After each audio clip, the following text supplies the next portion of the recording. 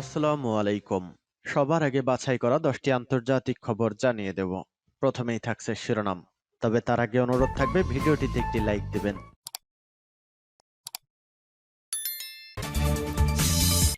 জানিয়ে দেব সর্বশেষ আপডেট আন্তর্জাতিক সংবাদ। শুরুতেই শিরোনাম। জেলেনস্কির নিজ শহরে রাশিয়ার ক্ষেপণাস্ত্র হামলা, একজন পুলিশ কর্মকর্তা নিহত। জানিয়ে দেব তাহলে ইন্ডিয়ায় কি ভারত হয়ে যাচ্ছে। রাশিয়ার হামলার ক্ষমতা উল্লেখযোগ্যভাবে বৃদ্ধি পেয়েছে বললেন ইউক্রেনের সাবেক উপদেষ্টা। এদিকে মরক্কোতে শক্তিশালী ভূমিকম্পে নিহত বেড়ে 820। প্রতিরোধ যোদ্ধাদের হামলায় মিয়ানমারে 50 সেনা নিহত। সর্বশেষ জানিয়ে দেব জি-20 সম্মেলনে পুতিন কেন নেই। এতক্ষণ শুনছিলেন সংবাদ শিরোনাম, এবারে বিস্তারিত। আজকের সংবাদ সম্পর্কে আপনার মূল্যবান মতামত কমেন্ট করে জানিয়ে দিন কোন স্থান থেকে আমাদের সংবাদ শুনছেন এবং দেখছেন।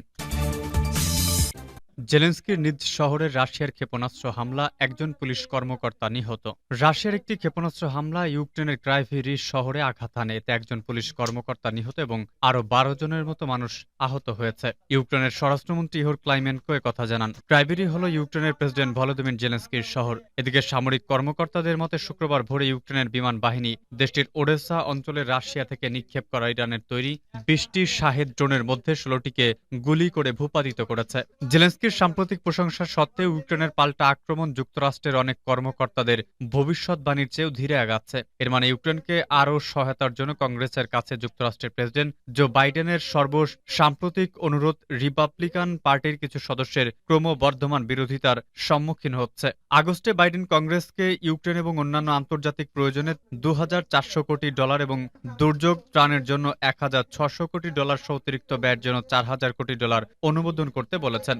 যদিও বাইডেন ইউক্রেনের জন্য অতিরিক্ত সহায়তা নিশ্চিত করতে নতুন চ্যালেঞ্জের মুখোমুখি হতে পারেন, কিন্তু ইউক্রেনের বাহিনী রাশিয়ার উপর তাদের আক্রমণ অব্যাহত রেখেছে। রাশিয়ার প্রতিরক্ষা মন্ত্রক জানিয়েছে তারা রোস্তভ অঞ্চলে দুটি পাশাপাশি ব্রাঞ্চকে একটি এবং মস্কোর উপকণ্ঠে আরেকটি ড্রোন ধ্বংস করেছে। ন্যাটো মহাসচিব জেন্স স্টলটেনবার্গ বৃহস্পতিবার ইউরোপীয় পার্লামেন্টে বলেছেন ইউক্রেনীয় বাহিনী ধীরে ধীরে তাদের অঞ্চল পুনরুদ্ধার করছে এবং তাদের পাল্টা আক্রমণ রাশিয়ার প্রতিরক্ষা ভাঙছে। ন্যাটো প্রধান আরও বলেন তিনি আশা করেন তুরস্কের সংসদে অক্টোবরে যখন আইন প্রণেতারা আবার মিলিত হবেন তখন যত দ্রুত সম্ভব জোটে সুইডেনের যোগদান সংসদ অনুমোদন করবে। তাহলে ইন্ডিয়ায় কি ভারত হয়ে যাচ্ছে? ভারতের রাজধানী নয়াদিল্লিতে আজ শনিবার জি-20 সম্মেলন শুরু হয়েছে। উদ্বোধনী অনুষ্ঠানে নরেন্দ্র মোদীর নাম ফলকে দেশের নাম ইন্ডিয়ার বদলে ভারত লেখা হয়েছে। আজকের এই ঘটনা ভারতের নাম পরিবর্তনের জল্পনা কল্পনাকে আরও জোরালো করেছে। ইন্ডিয়াকে ভারত, ভারতা, হিন্দুস্তান ইত্যাদি নামেও ডাকা হয়। উপনিবেশন যুগের আগে ইন্ডিয়ার ভাষা এসব নামে ভারত পরিচিত ছিল।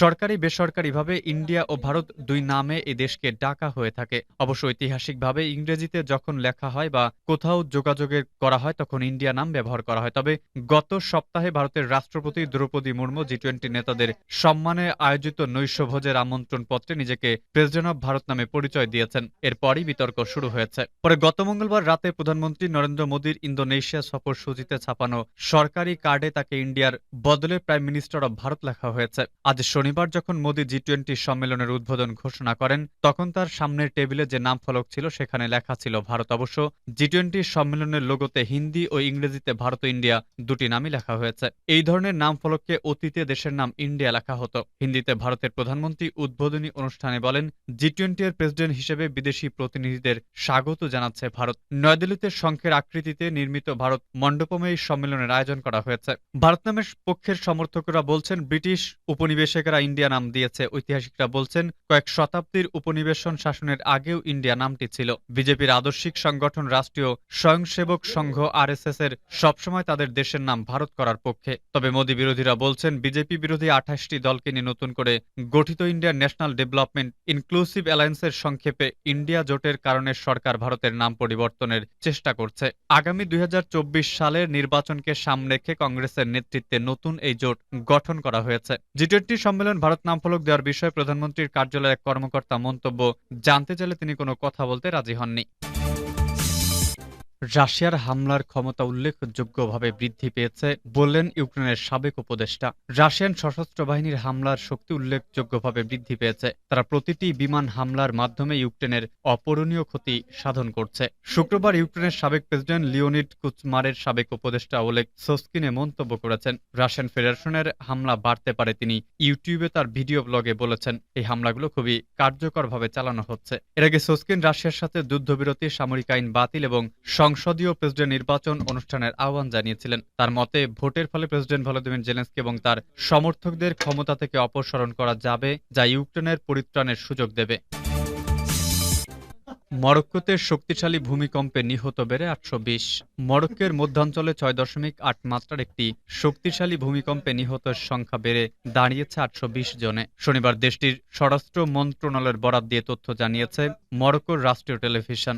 রাষ্ট্রীয় টেলিভিশনে খবর জানানো হয়েছে যে এখন পর্যন্ত 672 জন আহত হওয়ার খবর জানা গেছে, যাদের মধ্যে 205 জনের অবস্থা আশঙ্কাজনক। দেশটির কর্মকর্তারা বলছেন, অধিকাংশ মানুষ মারা গেছে দুর্গম পাহাড়ি এলাকায়, যেখানে পৌঁছানো বেশ কঠিন। ইউএস জিওলজিক্যাল সার্ভে জানিয়েছে ভূমিকম্পটির উৎপত্তিস্থল ছিল মারাক্কেশ শহর থেকে 71 কিলোমিটার দূরে অ্যাটলাস পর্বতমালা এলাকায় 18.5 কিলোমিটার গভীরে।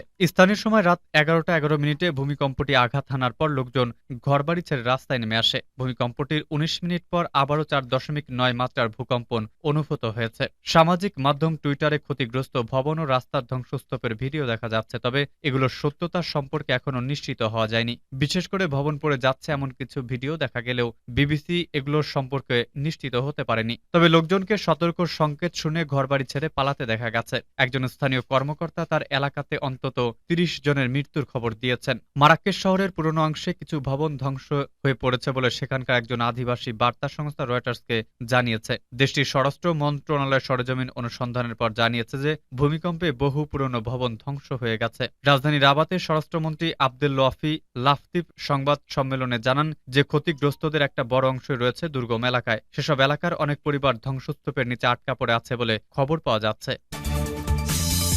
প্রতিরোধ যোদ্ধাদের হামলায় মিয়ানমারে 50 সেনা নিহত। দক্ষিণ পূর্ব এশিয়ার দেশ মিয়ানমারের প্রতিরোধ যোদ্ধাদের হামলায় অন্তত 50 জান্তা সেনা নিহত হয়েছে। দেশটির জান্তা বিরোধী পিপলস ডিফেন্স ফোর্স এবং জাতিগত সশস্ত্র সংগঠনগুলোর যোদ্ধাদের হামলায় সারা দেশে গত 4 দিনে এই প্রাণহানির ঘটনা ঘটে। গণমাধ্যমের প্রতিবেদনে বলা হয়েছে, মিয়ানমারের প্রতিরোধ যোদ্ধারা দেশজুড়ে শাসক জান্তা বাহিনীর বিরুদ্ধে হামলা চালিয়ে যাচ্ছে এবং গত 4 দিনে জান্তা সেনাদের প্রাণহানির সব ঘটনা সাগাইং, ম্যাগওয়ে, মান্দালয় ও তানিনধারী অঞ্চল এবং চীন শান, সোম ও কারেন প্রদেশের রিপোর্ট করা হয়েছে। অবশ্য কিছু সামরিক হতাহতের পরিসংখ্যান স্বাধীনভাবে যাচাই করা যায়নি বলে জানিয়েছে স্থানীয় সংবাদ মাধ্যম ইরাবতী। সংস্থাটি বলছে, বুধবার সাগাইং অঞ্চলের ইয়ান মাবিন টাউনশিপে 5 জান্তা সেনা নিহত এবং 6 জন আহত হয়েছে। 18টির প্রতিরোধ গোষ্ঠী নিয়ে গঠিত ইউনিয়ন লিবারেশন ফ্রন্ট কিয়াউক কোন গ্রামের কাছে 100 সৈন্যের একটি সামরিক ইউনিটের সাথে সংঘর্ষে লিপ্ত হলে হতাহতের এই ঘটনা ঘটে। পরে নিকটবর্তী মনিবর শহরের অবস্থিত নর্থ ওয়েস্ট মিলিটারি কমান্ডের সদর